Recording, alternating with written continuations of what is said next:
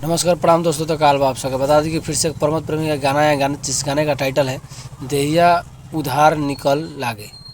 आप सबको कब और किस समय रिलीज होता है आप सब बन रहा है वीडियो साथ। चैनल पर नए हैं तो चैनल को सब्सक्राइब कीजिएगा। इस तरह का कंटेंट आप सबको दिखाता रहता हूँ। आप सबको बता दूँ इस गाने में काम किए हैं प्रमोद प्रेमी और कोमल सिंह के साथ में। इस गाने को देहिया उधार निक लागे, इस गाने को बहुत जल्द लाया जा रहा है आप सबके बीच में। और इस गाने को लिखे हैं कुंदन प्रीत और विक्की बॉक्स के द्वारा इस म्यूजिक संगीत को बनाया गया है। तो काफ़ी दमदार सॉन्ग आ रहा है प्रमोद प्रेमी जी का, देहिया उधार निक लागे, और नए चैनल के साथ में आ रहा है बहुत जल्द आप सबके बीच में, यानी कल सुबह में सुनने को मिलेगा। तो आप सब जाएंगे इस गाने को सुनेंगे, जिस गाने का टाइटल आप लोग देख ही रहे हैं, देहिया उधार निक लागे। कोमल सिंह और प्रमोद प्रेमी जी की आवाज़ साथ में देखेंगे और इस गाने में गाए हैं प्रमोद प्रेमी यादव। तो जाएँ इस गाने को सुनिए, काफ़ी सारा प्यार दे और इसी तरह का कंटेंट देखने के लिए मेरे चैनल को सब्सक्राइब कीजिएगा।